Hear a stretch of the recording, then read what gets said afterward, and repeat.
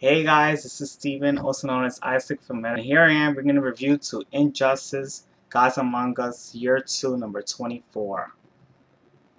Written by Tom Taylor, art by Bruno Renando and Simancio, and the colors are by Jay Nanjan. I hope I pronounced those names correctly. I don't know. I'm not really familiar with how they pronounce their names. So sorry if I pronounce it wrong. But now as for the story, as the summary of this issue goes, Superman continues his fight with Gantel,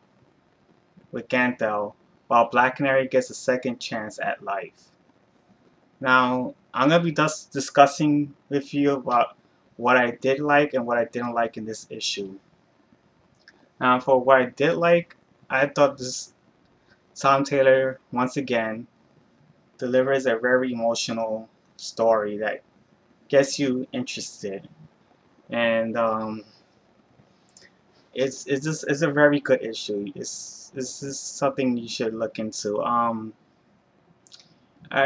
I really did like how the fear is controlling Superman. Is really controlling him to the point where he wants to destroy everything.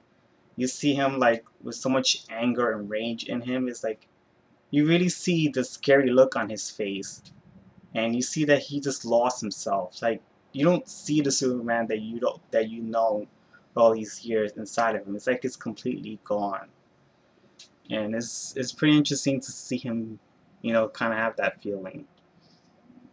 And I also like in this issue what happens with Black Canary because it shows in some type of an example, like, that everything she lost and she fought for was worth it. It's like you really get to see her finally happy instead of being so sad and depressed and like so angry about not having Green Arrow around anymore. It really affected her, and for her to like finally be happy, it's a good thing. Now for the art is done by two artists here. It's Bruno Redondo and Simancio. And when I read this issue, I could not tell that was done by two artists. I did not know at all. I didn't even know until I started doing the review and looking back at the credits that it was done by two artists. It's pretty crazy how the two artists was able to blend very well with each other. You can't even tell that it's done by two artists. They seems like, I guess they say they had the same art style, or maybe they did it on purpose. So maybe they had a time constraint and they got another artist, and the artist made it that it looks similar so the other artists would just with the pages to fill in. And I think that's very rare in comic books to happen. But sometimes when you have two artists, one artist draws completely different than the other, and it kind of makes the comic book kind of out of place. So it's good that these two artists were able to draw the same art style.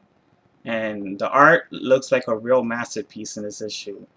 There's very great detail on the face expressions, and you get to see the face expressions allows you to feel what the characters are feeling. You can feel the emotions of what they're feeling, and that's pretty much a good thing. And the action is also great. I really love the splash pages. Like you see Superman beating up Gantho. It's very explosive. Like there's so much destruction going on. And it looks very beautiful. And with the colorist Jane Nanjan, she throws in some pretty nice colors in here. Everything is very shiny, bright, and vibrant. It's like with when it comes to like Superman's Yellow Lantern Aurora, you can see like very bright yellow on his back, and it's like not just the back, like in the sky too. It's like you see him all around him, and you can really sense the fear that Superman is feeling. So I really like the choice of colors he or she uses. I don't know if the artist is a he or she, but yeah, they use good. The artist, I mean, the colorist used a good example with the colors here. It really does show some type of emotions. And now I'm gonna discuss what I didn't like in this issue. I'm very disappointed on how, the grieving of the deaths that's been coming around in this series. It seems like they totally forgot about them. I mean, they do mention a little bit. But it's only for like 2 or 3 panels, and to me, I don't think that's enough. I think it feels kind of rushed, and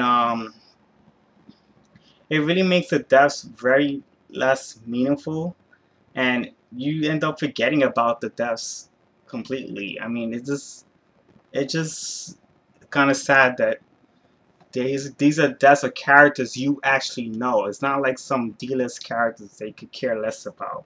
It's one that everybody's really familiar with, and it's kind of sad they just completely get it quick and done with. And I really hope that there is more grieving in the annual issue. I read the details, and I heard it talks about Jim Gordon's death and maybe some other characters. I'm not so sure, but I know they really gonna dig deep into Jim Gordon's, which is pretty interesting. I want to look forward to that because they really didn't show much about his death either. It was a quick and done, get over with kind of death. And I'm also kind of disappointed in how they treated Mogul in this issue. I mean, I don't know. He didn't even put any fight with Superman, and it's kind of weird because he's a living planet. And I've seen Mogul do like some very powerful stuff.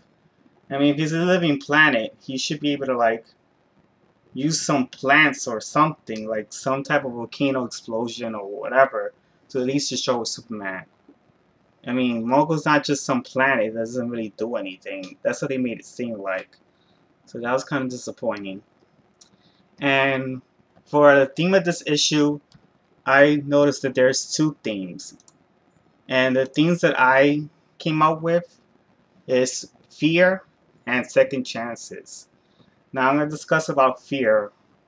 And with fear is a very strong power because it could take over you and make you feel blinded on what you're actually doing. You probably won't. You probably wouldn't do this if you were not controlled by fear, and that's what fear kind of does to you. And this is what I see in Superman. He really uses some real strong fear, and he just destroys everything in his path, and he just beats the hell out of Ganto. It's like he doesn't even have a second thought. No conscience telling him that, oh my, what are you doing? This is not you. Something's wrong with you. He just does it without even thinking, and that's what fear kind of does to you. It kind of it takes over you, and sometimes you don't even think. Your conscience are completely blocked when you're in total fear. And the other theme, second chances. Second chances is something almost everyone deserves, especially when you have all the bad stuff thrown at you and you continue to fight back. And you fight back because deep down you are a good person and you feel like you deserve it. And this is what I see with Black Canary. I mean, she has tried so hard to, deal with the death of Green Arrow, her only love, the love of her life that make her happy, made her be who she wants to be. So when she lost that, she just felt completely lost within herself, and she didn't know what to do. And another thing was that she was pregnant, and she was kind of sad that Green Arrow, the father of this child, is no longer around. So that kind of made her helpless, and it's kind of nice that now she gets a happy ending, and it's a good thing that you get to see in that, and it shows that people do deserve to have a second chance, even when they have all these obstacles at them and they are trying to fight their best in them. So it's nice to see that. Now for what I give this issue, I give it a 4 out of 5 stars or a 9 out of 10.